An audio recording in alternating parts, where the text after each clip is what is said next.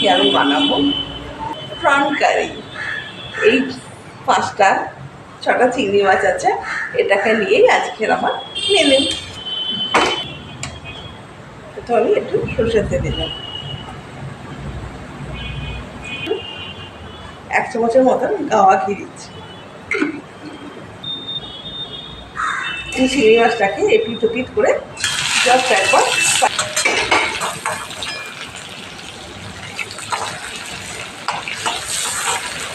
পেঁয়াজ, একটা পেঁয়াজ, দাম মাত্র রসুন, একটু টুকরো আদা আর 2 চামচ টক দই দিয়েছি। কম করে লঙ্কা গুঁড়ো দিচ্ছি, পরিমাণ মতো নুন দিচ্ছি, একটু হলুদ দিচ্ছি, একটুখানি কালার আসার মতো চিনি দিলাম। এসো এসো এসো এসো, কি করো? রান্না করতে এসেছি। হ্যালো, এসো এসো এসো। এখন রান্না হচ্ছে? হ্যাঁ, কি করো? রান্না করিনি গো, আজকে ডাল আর একটা সবজি করেছি। সামনে কালী পুজো করবো মঙ্গলবার দিন। হ্যাঁ, চলো বসো। দেবকে বলুন তুমি চা। আমি এবার এখানে জল ঢেলে দিলাম।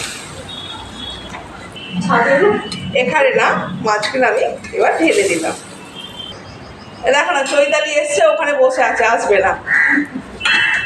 এখানে না, আমি এবার একটু আমি মালাইকারি বলে দুধ ফুদ নারকেল দুধ ফুদ না, আমি প্লেন ঘরোয়া দুধ নিয়ে এতে ঢেলে দিলাম।